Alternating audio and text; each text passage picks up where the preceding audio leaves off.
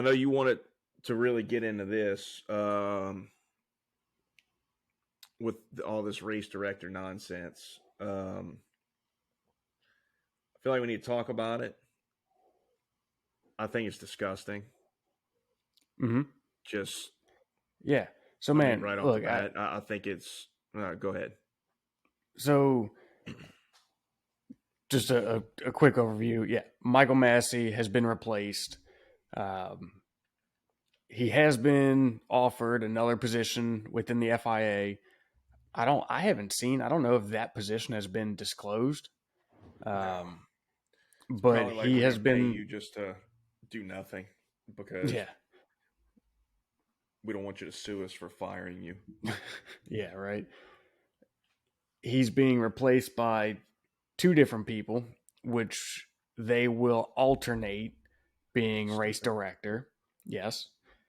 They are also implementing a virtual race control at a remote location.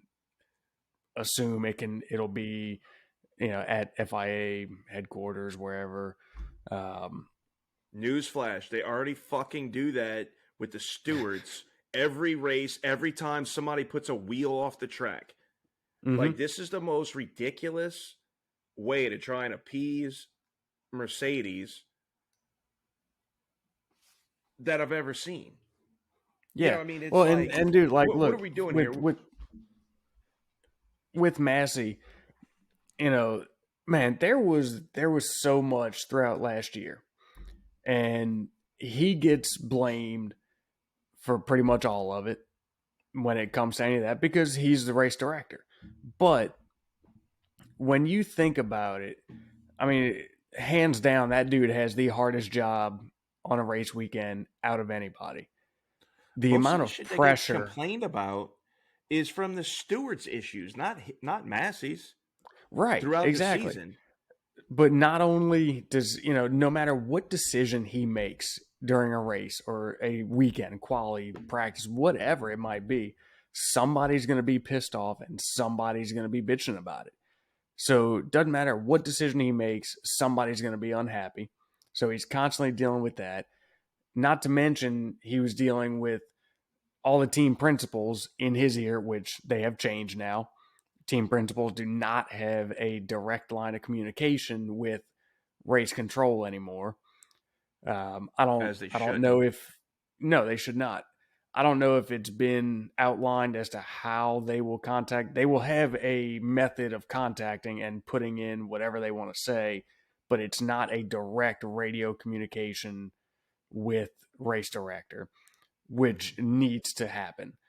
You know, let's just not dig too far into it, but Abu Dhabi, he had Toto lobbying for what he wanted. He had Christian lobbying for what he wanted.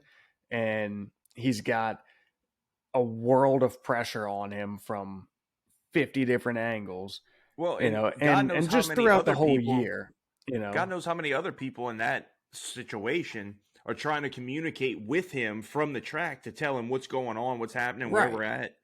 Yeah. You know, it's Yeah. And with that amount of outside pressure, you know, he needs to be able to make a decision for safety or for the race itself without having the pressure of all these team principals in his ear pushing for what they want. You can't fault them. I mean, that's how it was. They had that line of communication. So, yeah, if I was in their shoes, I'd be doing the same thing. I'd be lobbying for what I want to if I had the opportunity. But in all actuality, it shouldn't be, which it won't now. But I think I think he got the shit end of the stick. yeah, absolutely he But did. I mean, if it's not he right what they did to him. no, it's not. But if he stayed, I feel like that the FIA was then going to get the accusation of, oh, you're not really interested in changing anything. You know, even if they did, with the way it all ended, the amount of controversy, I feel like that was the political play for the FIA, was to get rid of Massey as the race director. Yeah, obviously. That's all it was. It was just a super weak move Mm-hmm. because one team bitched and you caved, and Yeah. you're the governing body. Mm-hmm. Yep. You're the judge and the jury, Mm-hmm. and you just And here's rolled here's what over. they did. Yeah, and here's what they did. What have F1 fans been screaming for years? What is one of the biggest problems we see that we bitch about every race weekend? Consistency. Consistency with the freaking stewards because they're a damn rotating panel. And now you're going to have two race directors that are going to rotate. There's no It's gonna, consistency there. it's gonna be a shit show. Yeah. But you know what? You don't have to be consistent if you don't drop a penalty on somebody for every little freaking thing. I was Well, I talking to mean, Dad the other it's day. really. Like when we were growing up, I remember it was a big deal when you saw that thing on the top of the screen flash that somebody got a penalty. It was Mm-hmm. a big deal because it Mm-hmm. didn't happen. And there wasn't all this time penalty nonsense. You either got a You got a stop go drive through penalty or for you got a 5 or 10 stop go. seconds or a drive through. That's it. Anything else, Yeah. if it was worse than that, it was a black flag. Right. Yeah. And I It's mean, gotten ridiculous, man. it's all this political nonsense between the FIA and you know Formula One and all that. It's just garbage, man. Like Mm-hmm. grow a set, man, and just own it. Yeah.